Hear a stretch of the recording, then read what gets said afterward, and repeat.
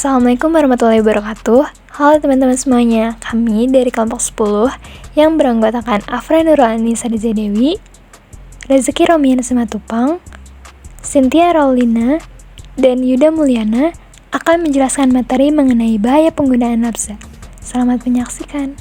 Sebelum kita memasuki ke materi, alangkah lebih baiknya kita mengetahui tujuan pembelajaran, yaitu yang pertama, memahami pengertian nafsa, yang kedua, mengetahui jenis nafsa, yang ketiga, mengetahui dampak buruk nafsa, dan yang keempat, memahami bagaimana peran dari pekerja sosial. Adapun indikator pembelajarannya yaitu siswa dapat mengidentifikasi dan menjelaskan nafsa, siswa dapat menyebutkan jenis-jenis dari nafsa, siswa dapat menganalisis dampak dari penggunaan nafsa, dan siswa dapat mengaplikasikan peran pekerja sosial. Nafsa secara umum merupakan zat-zat kimiawi yang apabila dimasukkan ke dalam tubuh baik secara oral, diminum, dihisap dan dihirup maupun disuntik dapat mempengaruhi pikiran, suasana hati, perasaan dan perilaku seseorang. Hal ini dapat menimbulkan gangguan keadaan sosial yang ditandai dengan indikasi negatif, waktu pemakaian yang panjang dan pemakaian yang berlebihan. Menurut Undang-Undang Nomor 22 Tahun 1997 tentang narkotika, narkotika dikelompokkan ke dalam 3 golongan, yaitu yang pertama narkotika, yang kedua psikotropika, dan yang ketiga zat adiktif. Narkotika merupakan suatu zat atau obat yang berasal dari tanaman maupun bukan tanaman, baik sintetis maupun semi-sintetis, yang menyebabkan penurunan dan perubahan kesadaran, mengurangi dan menghilangkan rasa nyeri, serta dapat menimbulkan ketergantungan secara fisik maupun psikologis. Penggolongan narkotika. Narkotika golongan 1, berpotensi sangat tinggi menyebabkan ketergantungan, tidak digunakan untuk terapi. Contohnya yaitu heroin, kokain, dan ganja. Narkotika golongan 2, berpotensi tinggi menyebabkan ketergantungan, digunakan pada terapi sebagai pilihan terakhir. Contohnya yaitu morfin dan pertidin. Selanjutnya narkotika golongan 3, berpotensi ringan menyebabkan ketergantungan dan banyak digunakan dalam terapi. Contohnya yaitu kokain. Psikotropika, setiap bahan baik alami ataupun buatan bukan narkotika yang berkhasiat psikoaktif mempunyai pengaruh selektif pada susunan saraf pusat yang menyebabkan perubahan khas pada aktivitas mental dan perilaku.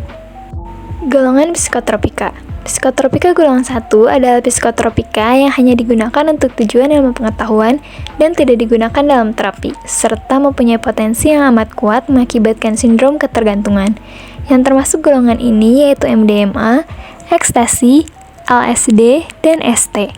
Selanjutnya yaitu psikotropika golongan 2 adalah psikotropika yang berkhasiat untuk pengobatan dan dapat digunakan dalam terapi dan atau untuk tujuan ilmu pengetahuan serta mempunyai potensi kuat menimbulkan ketergantungan.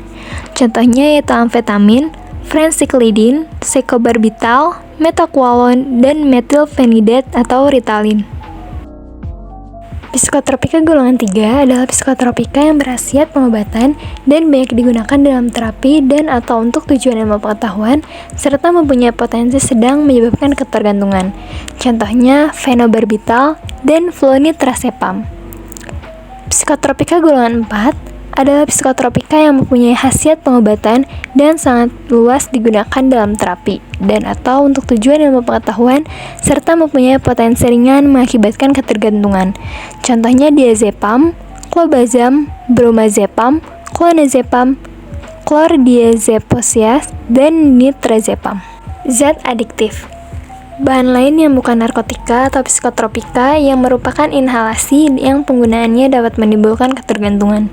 Misalnya lem, aseton, ether, premix, thinner, dan lain-lain. Dalam keputusan Presiden tahun 1997, minuman yang mengandung etanol yang diproses dari bahan hasil pertanian yang mengandung karbohidrat dengan cara fermentasi dan destilasi atau fermentasi tanpa destilasi, maupun yang diproses dengan mencampur konsentrat dengan etanol atau dengan cara pengenceran minuman mengandung etanol. Penggolongan zat adiktif. Minuman alkohol dibagi menjadi 3 golongan sesuai dengan kadar alkoholnya, yaitu golongan A adalah minuman beralkohol dengan kadar etanol 1% sampai 5%, contohnya bir dan Greensen. Golongan B adalah minuman beralkohol dengan kadar etanol 5% sampai dengan 20%. Contohnya yaitu anggur kolesom. Golongan C adalah minuman beralkohol dengan kadar etanol 20% sampai dengan 55%. Contohnya yaitu arak, whisky, dan vodka.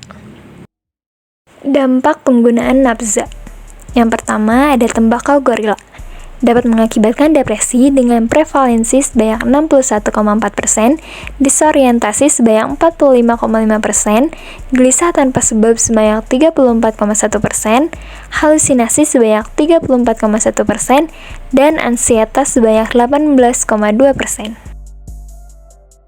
Yang kedua ada kokain. Dapat menyebabkan efek psikotomimetik termasuk euforia, hiperaktif, gelisah, peningkatan kepercayaan diri, nafsu makan berkurang, dan seringkali pengguna merasakan tidak nyaman dan depresi. Yang ketiga, ganja.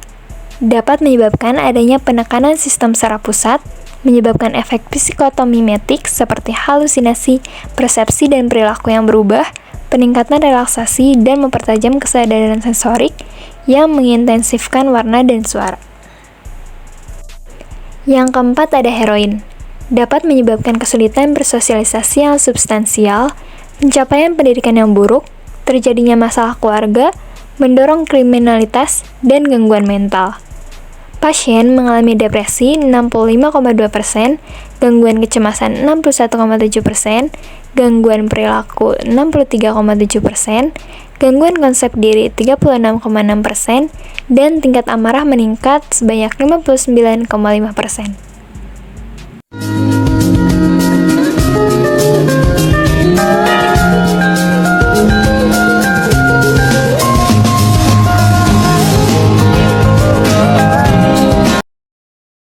Terapi kelompok konseling. Selama bertahun-tahun, terapi kelompok telah muncul sebagai salah satu metode pengobatan yang paling banyak digunakan di bidang penyalahgunaan zat. Terapi kelompok konseling ini telah melampaui terapi individu sebagai metode pilihan pengobatan dan digunakan dalam hampir semua program penyalahgunaan zat di Amerika Serikat. Terapi kelompok adalah komponen penting dari pendekatan terpadu individual untuk pengobatan penyalahgunaan zat. Terapi individu konseling. Praktek individu adalah bagian dari kebanyakan tingkat perawatan dalam perawatan penyalahgunaan zat. Klien yang berpartisipasi dalam rawat inap, residensial, intensif rawat jalan, atau rawat jalan program dapat menerima terapi individu sebagai bagian dari rencana treatment mereka. Perawatan yang terpisah dan memiliki sejumlah manfaat. Pelayanan ini menyediakan privasi dan kerahasiaan, memungkinkan klien untuk mendiskusikan isu sensitif dan pribadi lebih bebas. Yang ketiga, ada rehabilitasi narkotika. Rehabilitasi narkotika adalah sebuah tindakan represif yang dilakukan bagi pecandu narkotika. Tindakan rehabilitasi ditujukan kepada korban dari penyalahgunaan narkoba untuk memulihkan atau mengembangkan kemampuan fisik, mental, dan sosial penderita yang bersangkutan. Selain untuk memulihkan, rehabilitasi juga sebagai pengobatan atau perawatan bagi para pecandu narkotika, agar para pecandu dapat sembuh dari kecanduannya terhadap narkotika.